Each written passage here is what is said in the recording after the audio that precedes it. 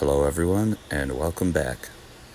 If you are new to the channel, this is not, I guess, the usual style I like to film my videos in. This one's going to be more informational.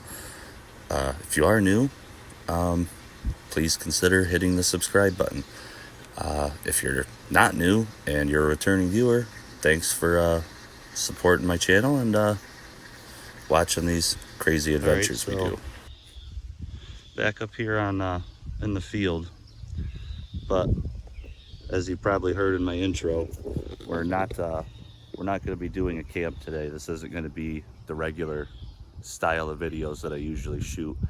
It's just going to be some gear that I want to use at an upcoming camp, and I figured I'd make a small video and show you guys what I was going to be doing.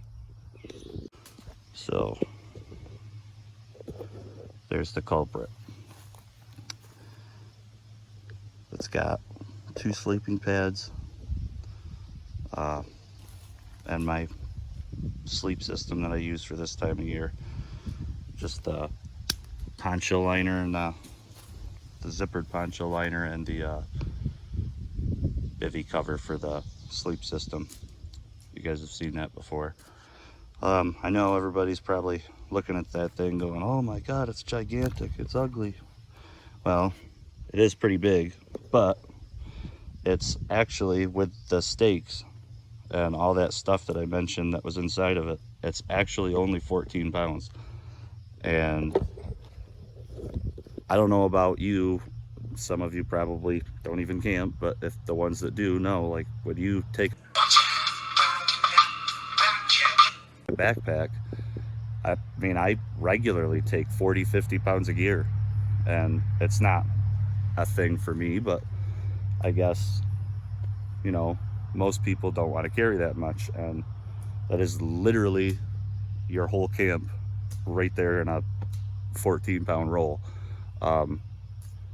So again, you can fasten other things to it, you know, with the loops and stuff, like with a carabiner. That's what I did. I had my hammock, I brought that up to set up as a bivy once this is set up to compare the two.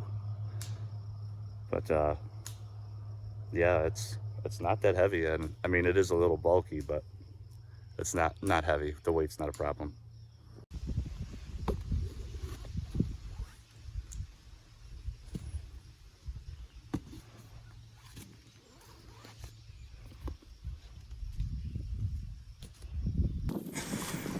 Without any further ado, the topic of today's video is going to be the swagman setup, or the swag roll. The origin, I guess, is from New Zealand, Australia area. They were just a type of worker that would travel from place to place, town to town, building things, I suppose.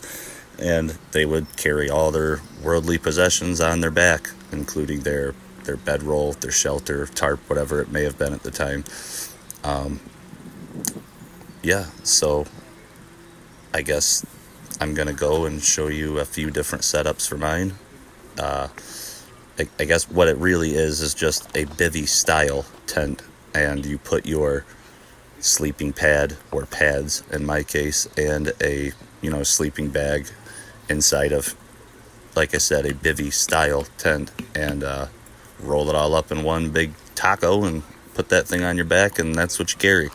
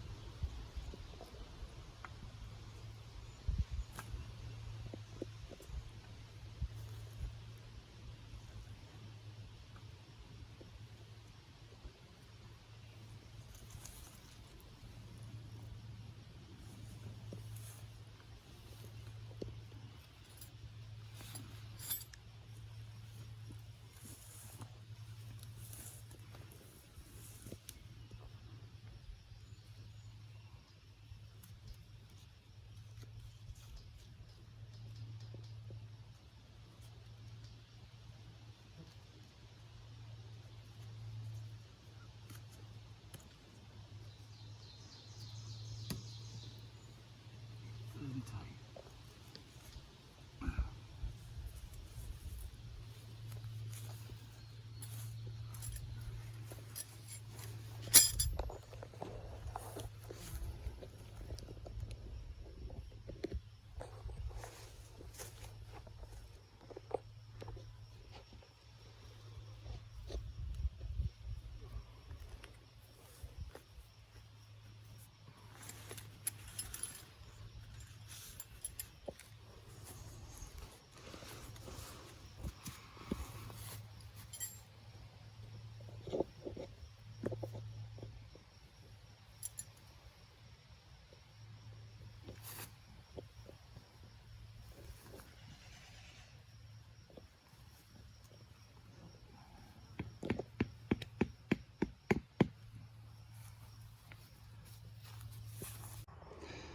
Okay.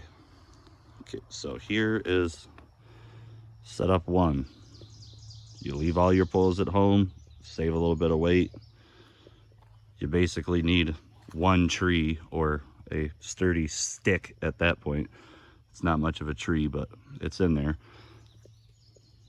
And you can fashion yourself one pole if you only have, if you can't go between two trees, basically. And my piece of cordage that came on the tent wasn't quite long enough to do what I wanted. At both ends, it wouldn't have been. They're about the same length. One of the straps from the actual swag roll itself, I just pinched the string through the end of it. Yeah, so that's setup one. One tree, one pole. Oh no, whatever will I do? There's not two trees here to tie my tent up to, or even one tree. Well, it is still there. You just have to pretend that it's not. Yeah, as I said, little twiggly tree still there. Another pole. So, setup two. Left the poles at home. No trees. Just used two poles that I fashioned here. So, just for the informational purposes, I brought my I did bring the bag that the French Army tent goes in. That's the little bag that the poles come in. There's the poles itself. I mean, they're ancient and they still almost go all the way together, but not quite sure the dimensions, but that's that. Yeah, basically that's your third setup. You put these poles in instead of right up in here. There's a little, probably can't see it too good, but yeah, there's a little pocket up in there sewn in to keep your poles from popping through the top of the tent. But yeah, it's a canvas tent, so it is a little heavy, but for the price of it, it's only around, like, I averaged it between different sites when I looked, and all the way from eBay to just different outdoor sites, I guess, around 70 bucks, between 70 to $80. And they're not that expensive. So if you want to try camping, you know what I mean, and you're not sure if you'll get into it, something like this is actually really, it's super simple to set up, and it's not very expensive. It comes with the poles, like I said, enough stakes to put the thing in the ground, and most of them, even though this is canvas, it is water resistant. They do come with a rain fly, and I'll show you that after I put the poles in and show you that setup. And there is our third setup with the poles. Now option 4 would be just going between two trees. Then you don't need your poles. If you know where you're going has two trees that are perfect for that. Yeah, up in that little sleeve I told you about. But yeah, they just sit right in the middle, and it's the same as over here.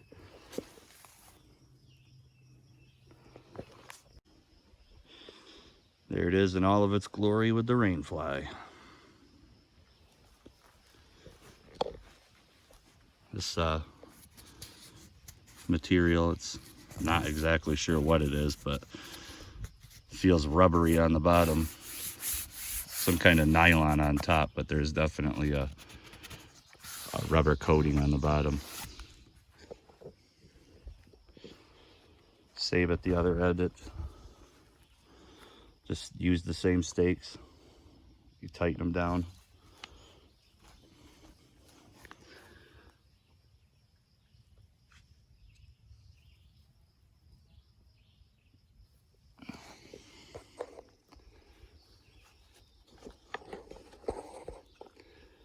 And I'm gonna put the hammock tent up. It's a little inchworm, buddy. Come on, dude. Be gone. Anyway, I'm gonna put up the hammock tent because it's it can be used as a bivvy. They offer two options for that one. One is has a spot for a sleeping pad to go in, an additional sleeve. That one, however, is not waterproof on the bottom, or so they claim. The one I bought is waterproof, or so they claim, but it doesn't have the spot for your sleeping pad. So I'm gonna set that up now as a bivvy style tent for comparison, so you guys can see what the actual term bivvy tent means and relatively what size, you know, a bivvy tent truly is compared to this thing. It's a bivvy tent's pretty small. These things are like a palace in comparison. So pound for pound, you're the one carrying it. I guess you decide what you want.